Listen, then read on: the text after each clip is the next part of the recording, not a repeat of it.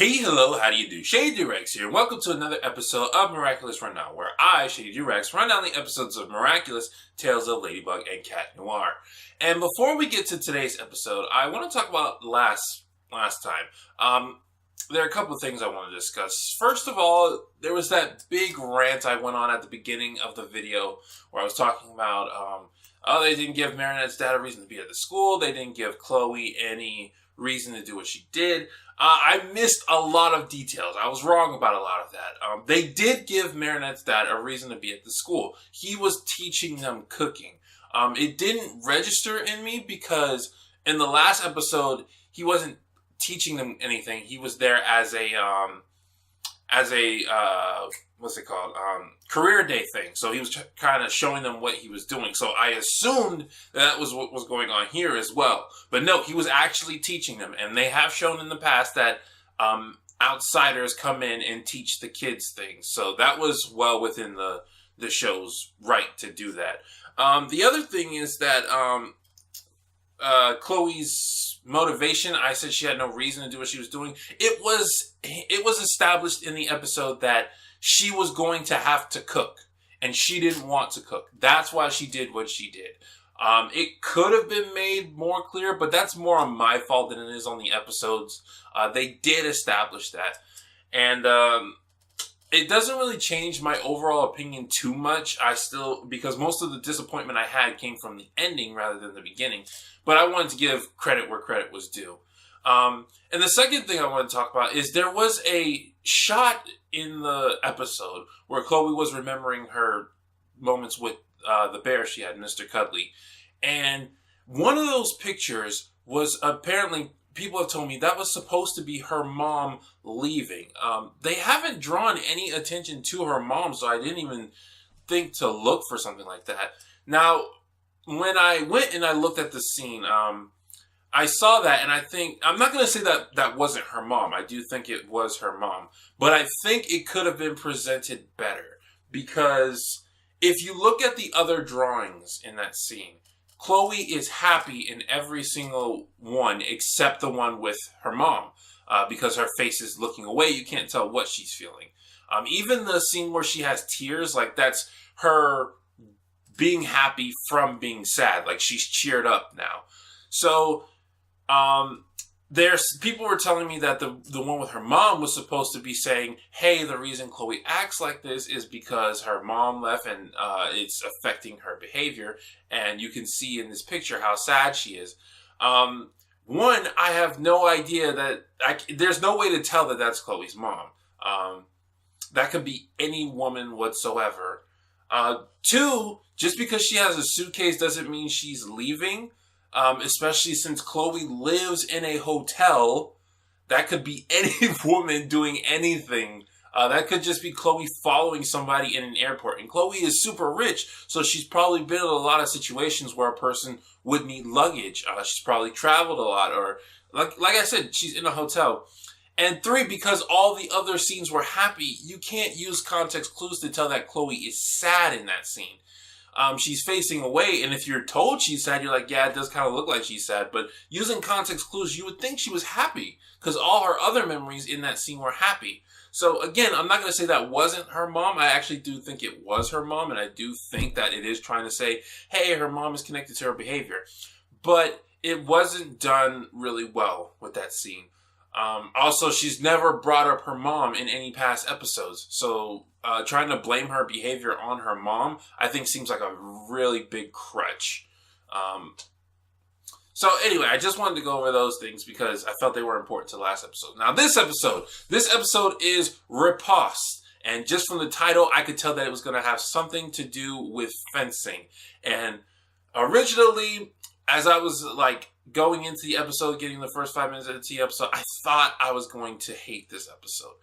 But surprisingly, I freaking love this episode. It might be my favorite episode of season 2 so far. I'm not sure. The Collector was real good.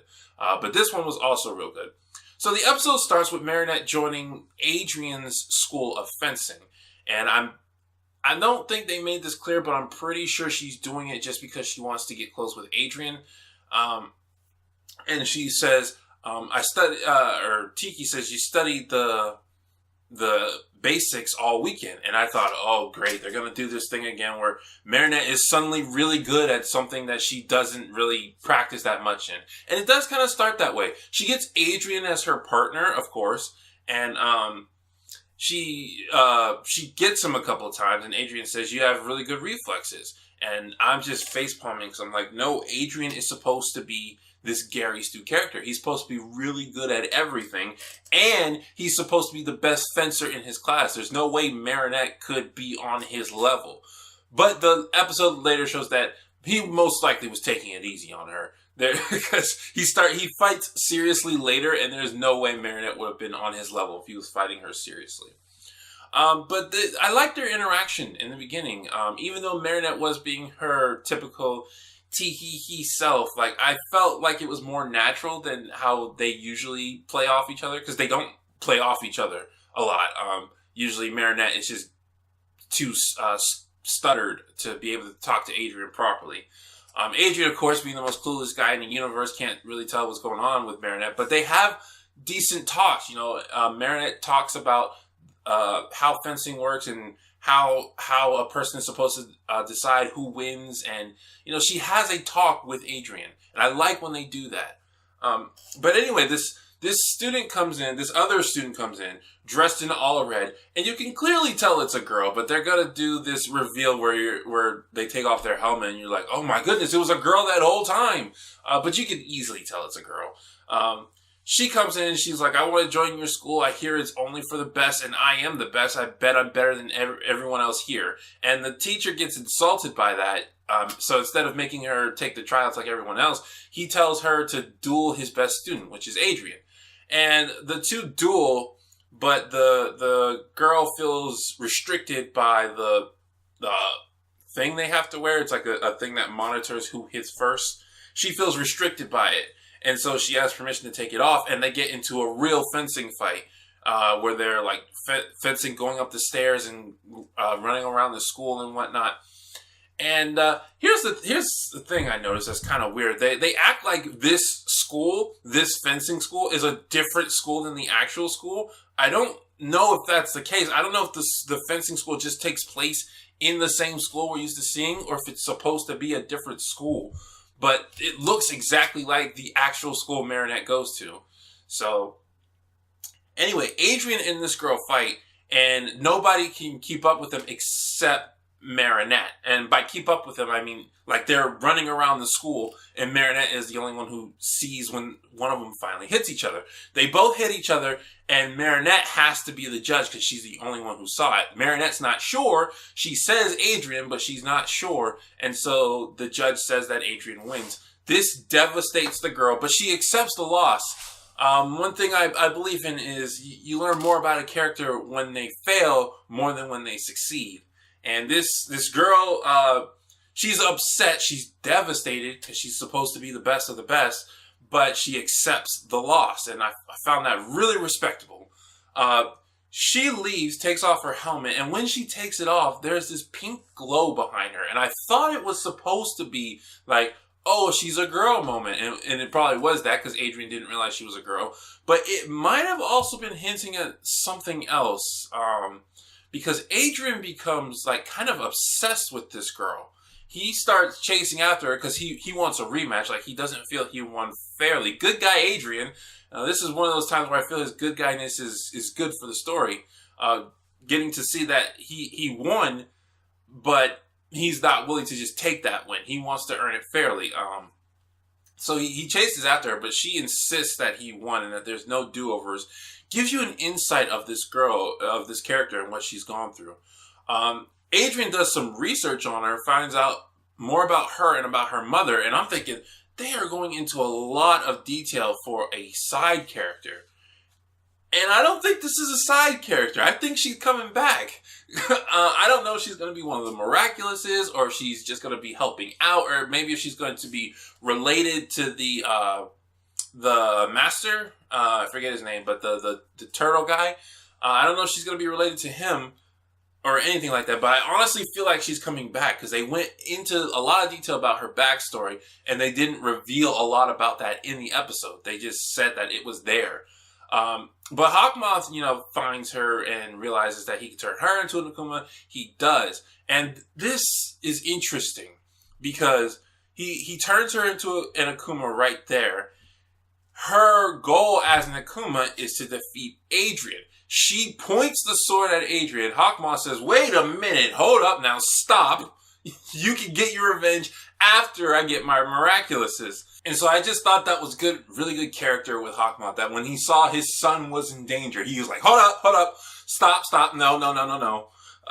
Go do something else. Don't threaten my son. I like that.